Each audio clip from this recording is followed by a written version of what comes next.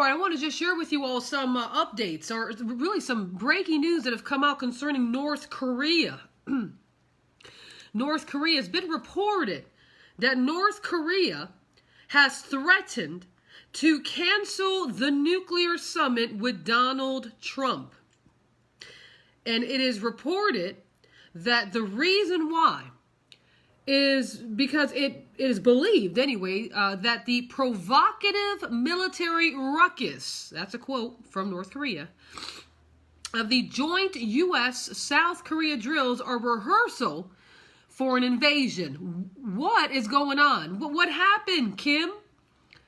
What happened, Kim? First, you were, skipping and dancing and holding hands with the president of South Korea.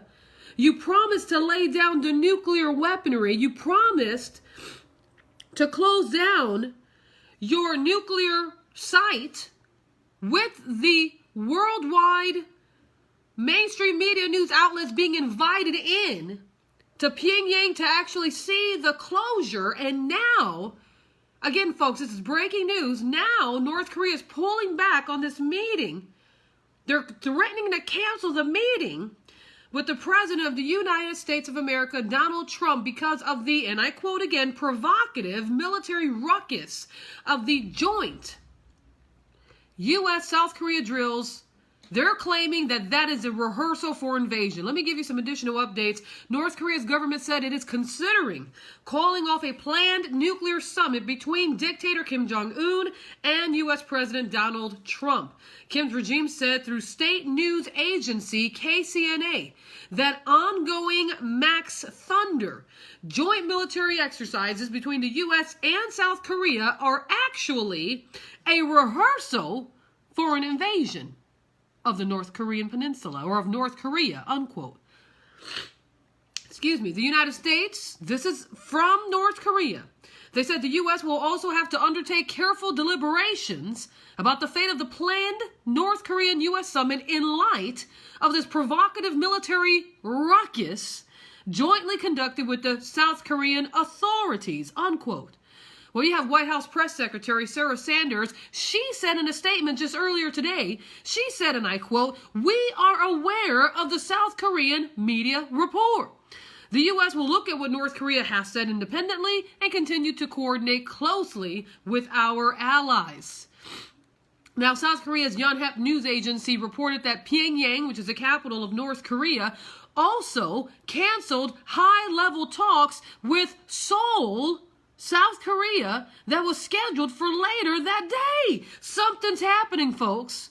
What's going on with Kim Jong-un? It looked like things were changing.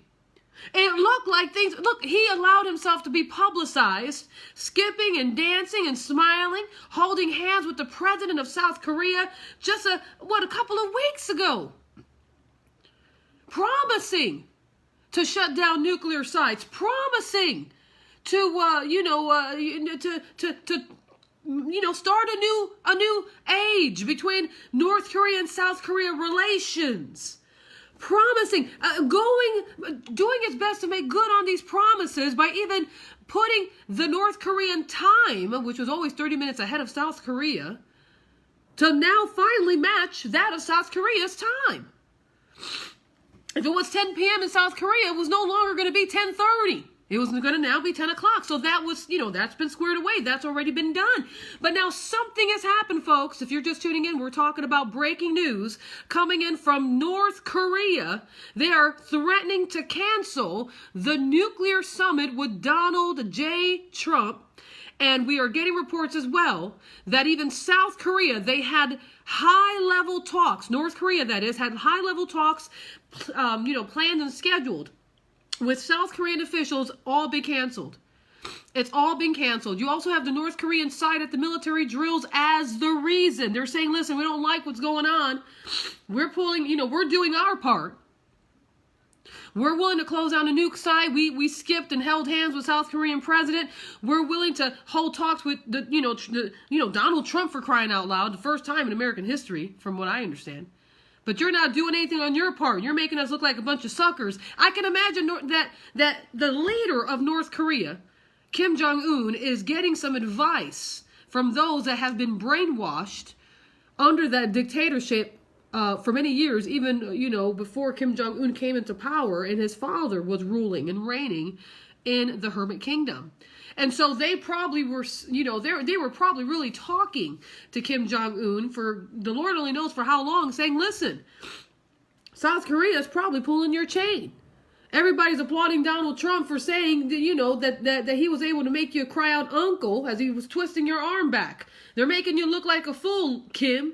They're making you look like a fool. And the Lord only knows what type of pressure Kim Jong-un has probably been under by those senior commanding officers, again, that's been in the regime for decades. Many of them have been loyal, faithful servants dedicated to the Hermit Kingdom, dedicated to the Korean, the North Korean government. To now see this change probably made them feel quite uncomfortable, seeing as that they, again, were very, they were brainwashed.